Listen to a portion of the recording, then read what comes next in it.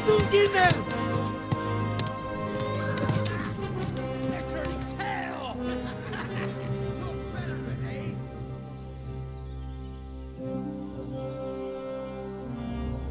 Quickly!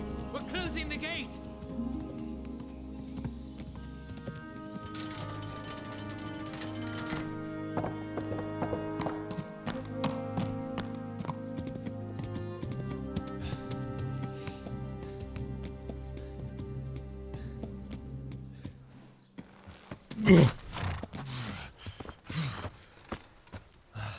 Someone give him a drink. And bring hot wine and bandages.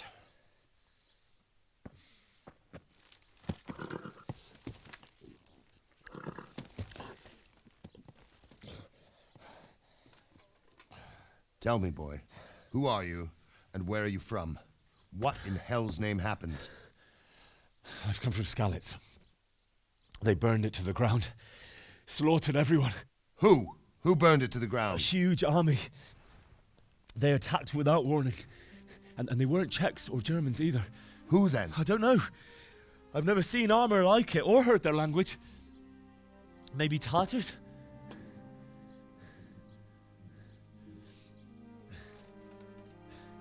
Tartars, you say? Yeah. Well, we'll deal with that later. First, let's have a look at that leg of yours. Who is that? I don't know. Grit your teeth, boy. I'm gonna pull that arrow out.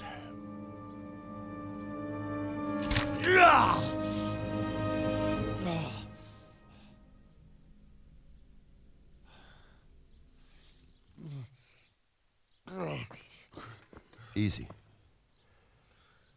All done. You were lucky, lad. The arrow missed the bone. It only needed bandaging, and I've done that often enough before. War is a good teacher. Can you stand? There you go. Good as new.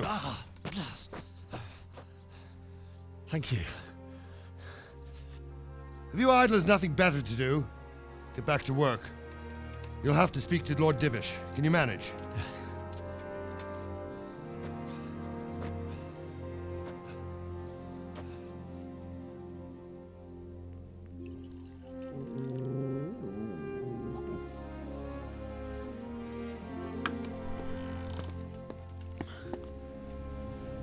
Sir, this is a survivor from... I heard, Robard. Tell me, boy, what exactly happened? Did you see the ensigns of the attackers? And were there any more survivors? So, I don't know what army it was, but it was huge. There were dozens of banners flying on the hill above Skalice. The ones who did the slaughtering spoke a strange language.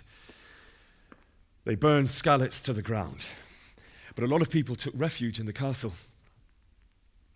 I wasn't quick enough.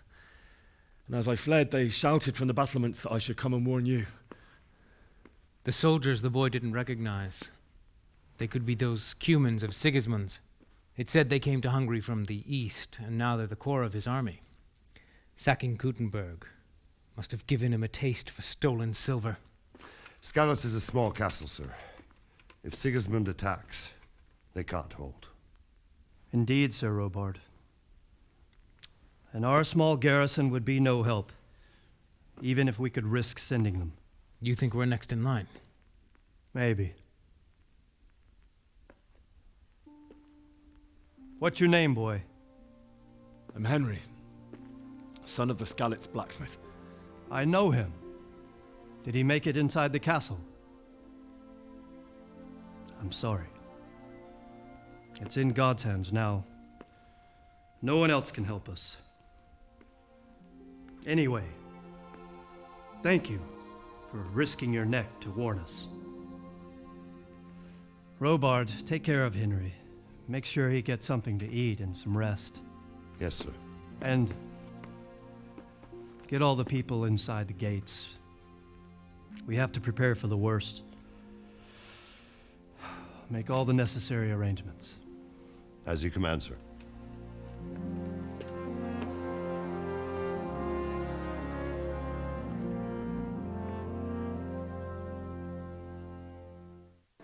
You've done well, lad. I'm sorry for your loss. You must be all done in. Why don't you go to the kitchen and have a good meal? Sorrow is easier to bear on a full stomach. Ah, milady. You are fortunate our good lady Stephanie of Talmberg has graced us with her presence. My lady, I'm honored. So this is our brave young man. Welcome, lad. Bozhena here will take care of you. No doubt you're tired and hungry. Indeed.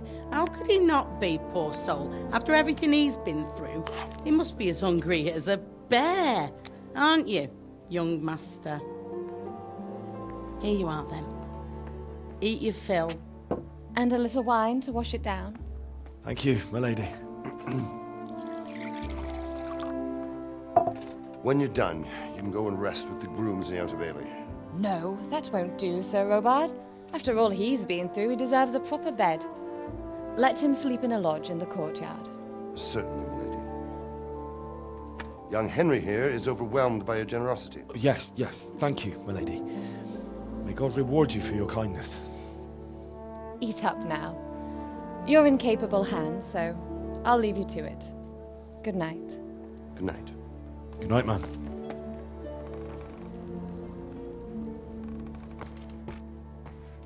When you've done, you can sleep in the bedchamber of the courtyard lodge. And don't forget to take off those filthy boots before getting into bed.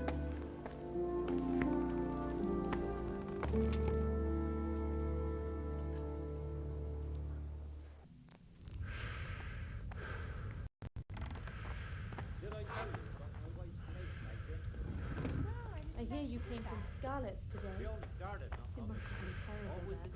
How did it happen? Sits down and gets on with it. And she's quite left with it by now. I'm not surprised. Betty was always good with her heads. You're right there.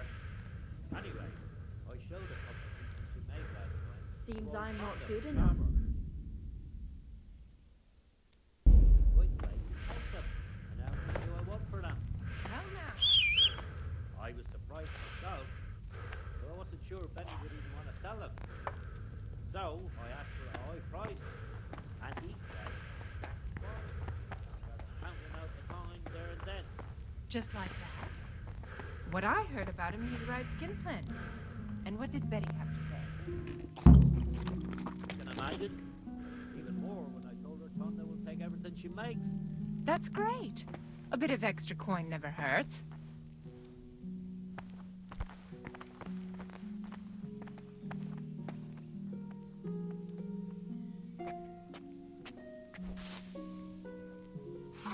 This bed is probably taken.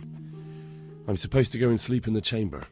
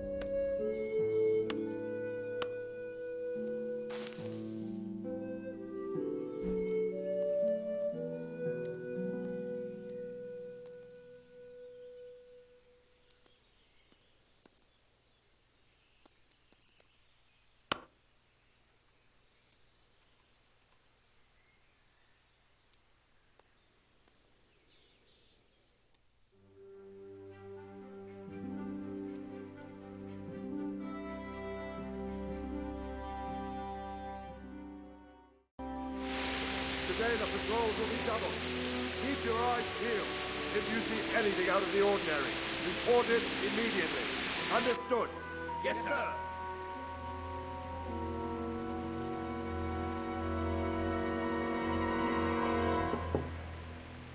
Yes? It is I, Henry. Forgive the intrusion. I didn't wake you, boy, did I? My lady, no, not at all. But what brings you here at this hour? I thought you could do with a little wine. It's just what you need to help you sleep. My lady, thank you. You really shouldn't. You could have sent a servant. I was going to, but to tell you the truth, I couldn't sleep either. I thought of you while saying my prayers. How awful it must have been for you. I came to offer you solace, to let you know you're not alone. Thank you. Thank you kindly. You're welcome. Now, Henry, I know this is all very new and strange for you, but I want you to feel at home here. You're not to worry about anything except getting better. God knows you've been through a terrible ordeal. I know what it is to be left alone in the world, although your loss is much greater. But with God's help, the pain will ease in time. And it can help to talk about it, if you feel like it.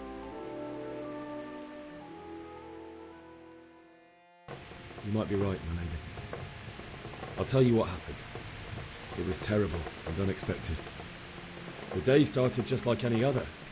Father sent me into town on some errands. A fellow by the name of Kunish owed money to Father, who sent me to collect it from him. Only Kunish had no intention of paying. It got a bit heated, as often happens when there's money involved. But Kunish still wouldn't cough up the coin. Father was too generous for his own good, letting even a scoundrel like that buy on credit. Oh. When I'd done all the errands, I headed back home. I promised Father I'd help him with his work, and I was looking forward to it. He was forging a sword for Sir Radzig. The sword was taking shape when Sir Radzig himself came to have a look at it. He praised Father's work and said that with his smithing skills, he could easily make a living in Prague or Vienna. You don't say. But Sigismund's horde was already on the horizon, ready to attack the town. I saw smoke on the horizon from the village Sigismund pillaged on the way to our town, which was soon to meet the same fate. God have mercy. And then death descended on Skalice. Father told me to take shelter in the castle while he went to get Mother. She was stranded in the town, surrounded by Sigismund's butchers. And then I saw him knocking down one human after another. I never saw him fight like that. But then the leader of Sigismund's raiding party, a knight in full armour, saw Father and charged at him. He cut down my father without a thought. And then he turned on my mother. And he murdered her in cold blood. You poor boy. May the Lord have mercy on their souls. I ran to the castle like our neighbours to take cover, but I didn't make it. I had to find another way to save myself. The men on the battlements called down to me to flee to Talmberg and warn you. I was lucky I knew a concealed path around the castle. I wasn't safe yet. The humans were going from house to house below the castle, looting and then torching them. They encircled the castle, and it was clear they could spot me at any moment. May God punish them. Then I heard a scream. It was Teresa, the mill wench. She'd been caught by a gang of human savages who planned to violate her. I wanted to help her. God knows I wanted to. Even though I had the swords we made for Sir Radzig, they had me outnumbered and they were well armed too. I only just managed to grab one of their horses and ride off. I couldn't help her any more than I could have helped my parents. It wasn't your fault. I'll never forget the horror. It will haunt me for the rest of my life.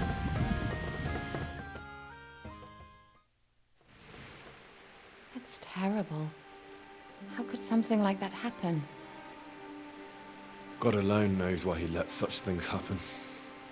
You poor boy. I understand your grief, but God is not to blame for the ills of this world.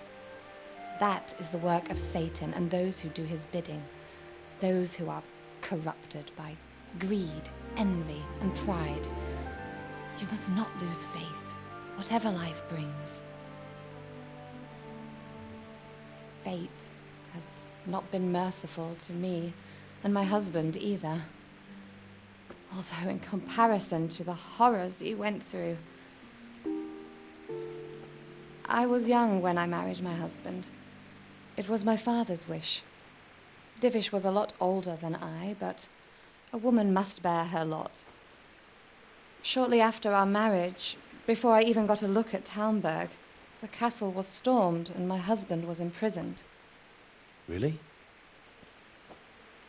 My husband had some quarrel with Sir Havel Medek of Valdek, who decided to resolve it by force. He stormed the castle, burned down the village of Pribyslavitz, and killed many of our men, even the old chamberlain. He imprisoned my husband in the castle and put his own garrison there. That's awful. I was barely 18 years old, and all of a sudden, I was left alone with Sir Robert. We didn't know what to do. We went to Prague to appeal to the king and sought help from Divish's friends, but all to no avail. We tried for years, but it seemed I was destined to be left alone and my husband to rot in jail in his own castle. Years, you say? 7 years. That's how long it took before Havel was condemned as an enemy of the crown. And even then, he refused to surrender the castle and release my husband. In the end, I raised the money to pay a ransom, and only then, by the grace of Lord Jesus, did I finally lay eyes on my husband once more. 7 years? And was Havel punished for it? Never. And after 7 years, my husband returned to me an infirm old man. Sir Divish seems like a good, strong man. Certainly, only he has many concerns. He had to rebuild Talmberg. After he was released, the king appointed him Burgrave of Prague Castle, and he was very busy. He had no time for me at all. But at least we were in the city, and there was something going on. And now, we're here. My lady, you're still young and beautiful. Your best years are still ahead of you. Would that that were true, lad. Would it were true. But what am I doing bothering you with this? You have troubles enough of your own. I'll go and let you sleep.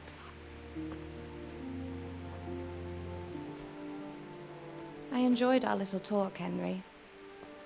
Good night, and God bless. Good night, my lady.